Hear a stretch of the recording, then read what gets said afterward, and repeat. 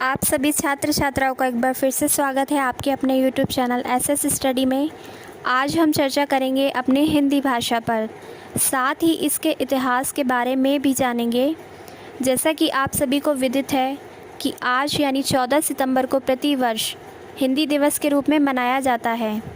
क्यों मनाया जाता है हिंदी दिवस, क्या है इसका इतिहास? अगर आप भी जानना चाहते हैं तो वीडियो को अंत तक देखिएगा। बिना किसी देरी के करते हैं आज की वीडियो शुरू। 14 सितंबर को पूरा भारत एक बार फिर राष्ट्रीय हिंदी दिवस मनाने जा रहा है।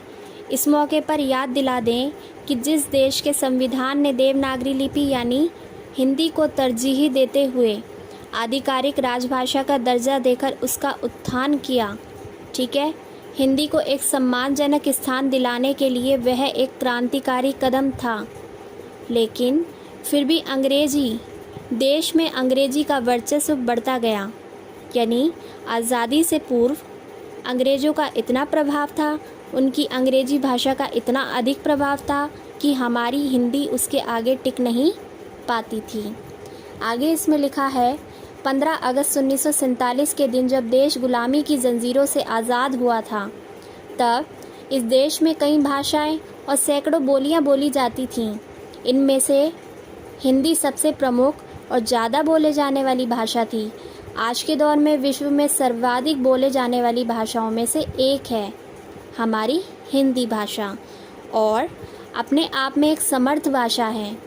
इंटरनेट सर्च से लेकर विभिन्न सोशल मीडिया प्लेटफॉर्म पर हिंदी का दबदबा बढ़ा है। 2001 की जनगणना के अनुसार लगभग 25.79 करोड़ भारतीय अपनी मातृभाषा के रूप में हिंदी का उपयोग करते हैं, जबकि लगभग 42.20 करोड़ लोग इसकी 50 से अधिक बोलियों में से एक का उपयोग करते हैं। हिंदी की प्रमुख बोलियों में अवधी, भोजपुरी, ब्रजभाषा, छत्तीसगढ़ी, गढ़वाली, हरियाणवी, कुमाऊनी, मगधी और मारवाड़ी भाषाएं शामिल हैं। 1949 में मिला था राजभाषा का दर्जा। जब संविधान बनाने की प्रक्रिया शुरू हुई तो भारत की भाषा क्या हो, इस सवाल को लेकर लंबी चर्चाओं और विमर्श का दौर चला। किसी भी देश की आधिकारिक भाषा वह हो सकती है जो राष्ट्र को जोड़ने का काम करे। उस समय अधिकांश रियासतों में हिंदी बोली पढ़ी लिखी जाती थी।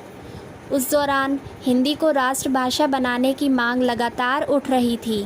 फिर 14 सितंबर 1949 को हिंदी को हमारी राजभाषा का दर्जा दिया गया था।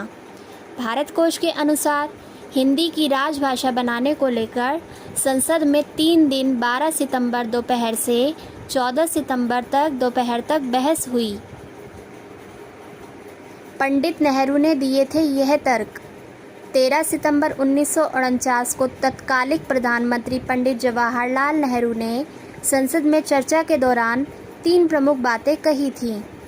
किसी विदेशी भाषा से कोई राष्ट्र महान नहीं हो सकता।